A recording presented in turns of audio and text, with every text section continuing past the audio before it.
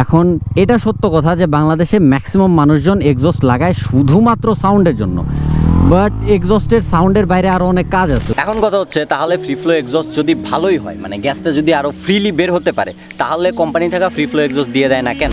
এখন তারপর অনেকে জিজ্ঞাসা করেন, এত টাকা দিয়ে এক্সস্ট লাগায় কী লাভ? সাউন্ড তো পাইতেছে না, সাউন্ড তো এরকম হচ্ছে না।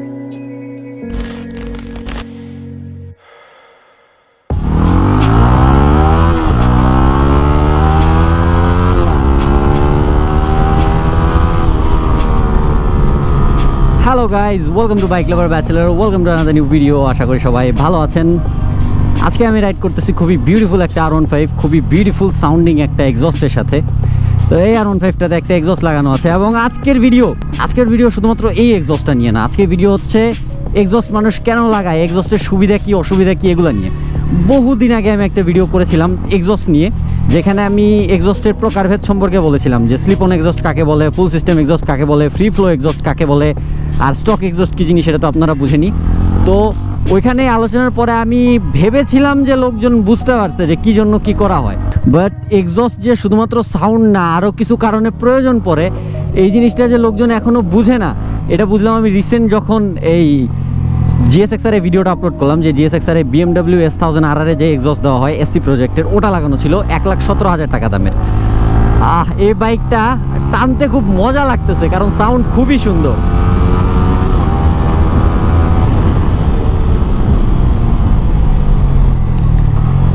এটাতে যে এক্সস্ট লাগানো আছে এটা হচ্ছে R1M রেপ্লিকাটা, একটা পভিকের। এই এক্সস্ট লাগানো আরও অনেকগুলো বাইক আমি চালাইছি, বাট এইটার সাউন্ডে যে মজাটা আসতেছে, এই মজাটা আমি অন্য কোনো কিছুতে পাই নাই। আর খোলা রাস্তায় আসছি, তো এখানে টানা যাবে, এটা পাবলিক প্লেস না, কারো অসুবিধা হচ্ছে না সাউন্ডে।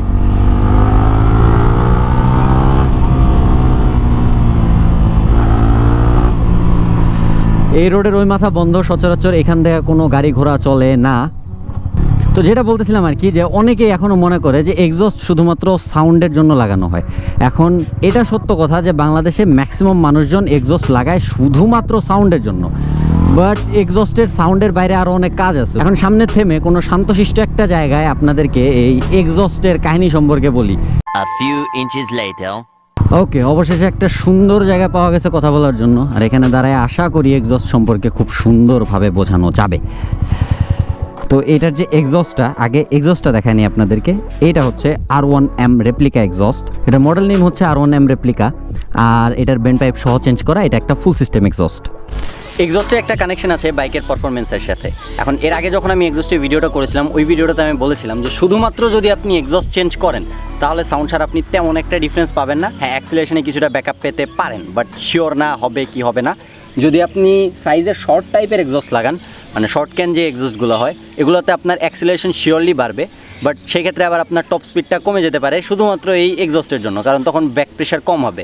তো এত বিস্তারিত বুঝাইতে না যাই, আপনাদেরকে নর্মালি বুঝাই যে এক্সস্টের সুবিধা কী কী। যদি এরকম স্টক বাইকের কথা চিন্তা করেন, যেমন এই বাইকটাতে এক্সস্ট শুধুমাত্র সাউন্ডের জন্য লাগানো, এবং এটা ফুল সিস্টেম এক্সস্ট, বাট এটা কিন্তু ফ্রি ফ্লো এক্সস্ট না। ফুল সিস্টেম এক্সস্ট কাকে বলে? যেটাতে এই এক্সস্ট মাফলার এবং বেন্ড পাইপ দুইটা একসাথে চেঞ্জ করা হয়, এটাকে বলা হয় ফুল সিস্টেম এক্সস্ট। এখন এখানে দুইটাই চেঞ্জ করা হয়েছে, বাট এই যে বেন্ড পাইপটা, এই বেন্ড পাইপের ভিতরে এখনও একটা ক্যাটালাইটিক কনভার্টার আছে, তো এই জন্য এটা ফ্রি ফ্লো এক্সস্ট না। আর ফ্রি ফ্লো এক্সস্ট কখন লাগে আমি আপনাদেরকে বলি, যখন একটা বাইকে পারফরমেন্সের জন্য মোড করা হয়, তখন একটা ফ্রি ফ্লো এক্সস্টের প্রয়োজন আপনার অবশ্যই পড়বে। এমনি নর্মালি লোকজন যে সাউন্ডের জন্য এক্সস্ট লাগায়, এটা কিন্তু তেমন একটা প্রয়োজন না, এটা লোকজন শখ করে লাগায়। বাট এক্সস্টের নির্দিষ্ট একটা টাইমে একটা প্রয়োজনীয়তা আছে। যেমন ধরেন, যখন একটা বাইক পারফরমেন্সের জন্য মোড করা হয়, যেটা বাংলাদেশে খুব কম সময়ে কম বাইকেই করা হয়, শুধুমাত্র বাংলাদেশে না, বিশ্বের যে কোনো দেশেই 150 সিসি বাইকে পারফরমেন্স মোড খুব কম বাইকেই করা হয়। বাট বাংলাদেশে যেহেতু 165 সিসির উপরে পারমিশন নাই, স্পোর্টস বাইকগুলো ম্যাক্সিমাম 150 সিসি, এই জন্য এগুলোতেই করা হয়। ওই দিন যে GSXR আমি ভিডিও করতেছিলাম, ওটাতে একটা আফটার মার্কেট ECU লাগানো আছে। তো বাইকগুলো মোড করার মেইন যে উদ্দেশ্যটা থাকে পারফরমেন্স মোড করার, সেটা হচ্ছে আরও বেশি পারফরমেন্স বের করা। এখন আরও বেশি পারফরমেন্স আপনি বের করতে পারবেন যখন আরও বেশি RPM-এ যাবেন। আরও বেশি RPM-এ যাওয়ার জন্য বাইকের স্টক ECU যে লক থাকে, লক খুলতে হবে। এখন স্টক ECU লক খোলা যায় না, এই জন্য আফটার মার্কেট ECU ইনস্টল করা হয়। তো ওই বাইকটাতে আফটার মার্কেট ECU ছিল, যে GSXR-টা ছিল, RSR RC Mini 5, এই ECU-টা লাগানো ছিল ওই GSXR-টাতে। এখন যখন আপনি ECU লাগাইছেন, তখন আপনার বাইকটা আরও বেশি RPM-এ যেতে আরও বেশি ফুয়েল লাগবে, আরও বেশি এয়ার লাগবে। এই জন্য দেখা যায় free flow air filter use করা হয়, তারপরে বড় থ্রটল বডি ইউজ করা হয়। দুইটাই ওই বাইকটাতে ছিল। যখন আপনার বাইকে বেশি ফুয়েল যাচ্ছে, বেশি এয়ার যাচ্ছে, তখন ওইটা বার্ন হওয়ার পরে বের হওয়ার জন্য এটার জন্য তখন আরও একটু বেশি জায়গা লাগে। স্টক এক্সস্ট যেটা থাকে, স্টক এক্সস্টে অনেকগুলো ফিল্টার থাকে, ক্যাটালিটিক কনভার্টার থাকে এবং আরও দু একটা ফিল্টার থাকে, যে ফিল্টারগুলোর ভিতর দিয়ে প্রসেস হয়ে এই যে গ্যাসগুলো বের হয়। এই জন্য দেখা যায় যে টাইম কিছুটা বেশি লাগে। ফ্রি ফ্লো এক্সস্ট হলে এই জিনিসটা খুব ইজিলি বের হয়। এই জন্য দেখা যায় যে যারা পারফরমেন্সের জন্য মোড করে তাদের একটা করে ফ্রি ফ্লো এক্সস্টের দরকার পড়ে। এখন নর্মালি লোকজন যারা ফ্রি ফ্লো এক্সস্ট লাগায়, যেমন ধরেন আপনারা দেখবেন আপনাদের এলাকায় অনেক পাবেন এক্সস্ট লাগানো, বাইক কখনো 2 গিয়ারের উপরে তুলবে না, 2 গিয়ারে ফুল আরপিএম আপনাদের এলাকা দিয়ে ঘুরতেছে, মানে সবাইকে সাউন্ড শোনাইতেছে। তো এইসব ক্ষেত্রে এক্সস্টের কোনো দরকার নেই, এটা জাস্ট খুদাই শখ করে লাগাইছে। বাট এক্সস্টের নির্দিষ্ট একটা টাইমে একটা দরকার আছে। এখন কথা হচ্ছে, তাহলে ফ্রি ফ্লো এক্সস্ট যদি ভালোই হয়, মানে গ্যাসটা যদি আরও ফ্রিলি বের হতে পারে, তাহলে কোম্পানি থেকে ফ্রি ফ্লো এক্সস্ট দিয়ে দেয় না কেন? এখন এই যে ফ্রি ফ্লো এক্সস্ট, এটার ভিতরে কিন্তু কোনো ফিল্টার নাই, মানে এটাতে আছে, এটাতে একটা ক্যাটালিটিক কনভার্টার আছে, বাট ফ্রি ফ্লো যেগুলো হয় এগুলোতে কিন্তু কোনো ফিল্টার থাকে না। তো এই জন্য যে গ্যাসটা বের হয় এটা পরিবেশ দূষণ করে বেশি, কারণ ওই গ্যাসটা রিফাইন হয়ে বের হচ্ছে না। কোম্পানিগুলো যখন একটা করে বাইক প্রডিউস করে তখন তাদের সাউন্ডের একটা লিমিটেশন থাকে, যে এত সাউন্ডের উপরে যাওয়া যাবে না স্টক এক্সস্টগুলা, এবং তারপরে সেটা পরিবেশ বান্ধব হইতে হবে, মানে এগুলার এমিশন টেস্ট হয়। তো ওই এমিশন টেস্টে পাস করানোর জন্য এই বাইকগুলোতে স্টক এক্সস্ট দেওয়া হয়, মানে স্টক এক্সস্টের ডিজাইনটা এরকম রাখা হয় যাতে এটা পরিবেশ দূষণ কম করে, সাউন্ড কম হয়। এসব করতে যাই স্টক এক্সস্টে অনেকগুলো ফিল্টার ভরতে হয়, যেই জন্য দেখা যায় যে স্টক এক্সস্টে আপনি ফ্রি ফ্লো এক্সস্টের থেকে পারফরমেন্স একটু কম পান। ব্যাস, অনেক লম্বা বয়ান দিলাম। এখন আশা করি বুঝতে পেরেছেন যে ফ্রি ফ্লো এক্সস্ট কখন প্রয়োজন হয়। ফ্রি ফ্লো এক্সস্ট প্রয়োজন হয় যখন এই আপনি অনেক কিছু মোড করবেন পারফরমেন্সের জন্য, আপনি ইসিউ লাগাবেন, আপনি বড় থ্রটল বডি লাগাবেন, আপনি ধরেন বিগ বোর লাগাইলেন, তারপরে আপনি ফ্রি ফ্লো এয়ার ফিল্টার লাগাইলেন, তখন আপনার একটা এক্সস্টের দরকার পড়বে, সব সময় না। আরেকটা কথা হচ্ছে যে এক্সস্ট এত দামি হয় কেন? এখন অরিজিনাল যে এক্সস্টগুলো এগুলো অবশ্যই দামি হবে, কিছু করার নেই। ভালো ব্র্যান্ডের যে এক্সস্টগুলো, যেমন ধরেন এসি প্রজেক্টের অরিজিনাল নেন বা অ্যাক্রাপোভিকেরই অরিজিনাল নেন, কিংবা ধরেন লিওভিন্স কিংবা ইয়োশিমোরা, যেটারই আপনি অরিজিনাল নেন এক্সস্টের প্রাইস বেশি হবে। যেমন এসি প্রজেক্টের প্রাইস ছিল হচ্ছে 1,17,000। এর আগে একটা ইয়োশিমোরা 877 ভিডিও করেছিলাম যেটার প্রাইস ছিল 87,000 টাকা। শুনতে অবাক করা শোনা গেলে ওগুলো বাস্তব, কারণ এইসব এক্সস্টগুলো কিন্তু 150cc বাইকের জন্য বানায় না, এক্সস্ট কিন্তু বানায় বড় বাইকের জন্যই। জাস্ট খালি সিঙ্গেল সিলিন্ডারের জন্য বেন্ড পাইপ বানায় এই এক্সস্টগুলো সিঙ্গেল সিলিন্ডার বাইকে লাগানো হয়। এখন তারপর অনেকে জিজ্ঞাসা করেন এত টাকা দিয়ে এক্সস্ট লাগায় কী লাভ? সাউন্ড তো পাইতেছে না, সাউন্ড তো এরকম হচ্ছে না।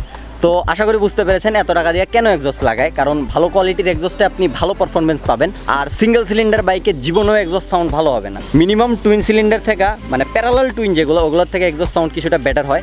আর সবথেকে ভালো এক্সস্ট সাউন্ড হয় হচ্ছে ইনলাইন 4-এ।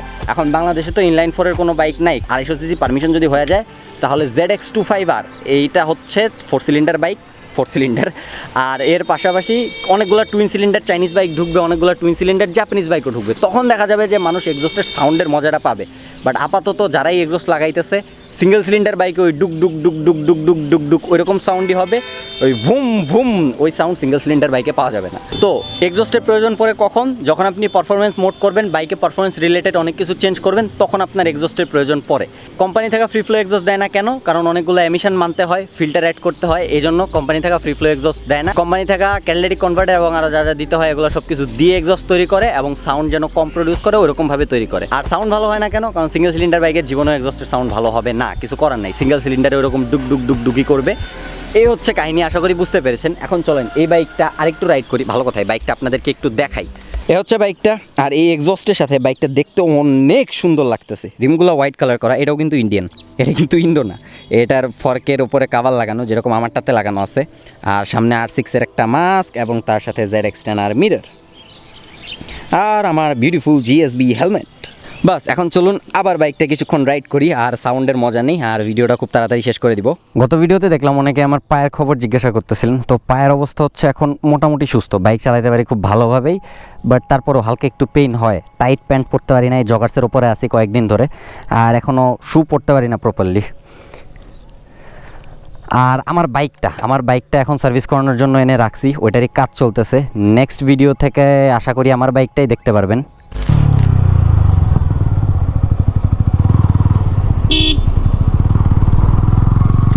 এখান থেকে সামনেই হচ্ছে নাফি ভাইয়ের সার্ভিস সেন্টার, যেখানে এখন আমার বাইকটা আছে।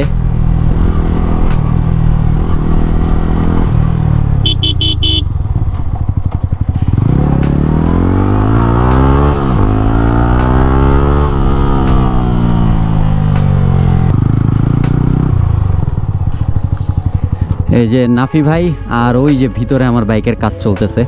আর নেক্সট ভিডিও থেকে আপনারা আমার বাইক আবার দেখতে পারবেন। এক্সস্টের আইডিয়া আশা করি এবার খুব ভালোভাবে পেয়েছেন। তো আজকে ভিডিওটা এই পর্যন্তই। Thanks for watching, see you in the next one. Till then stay subscribed, wear helmet rides and keep watching bike lover bachelor. Thank you.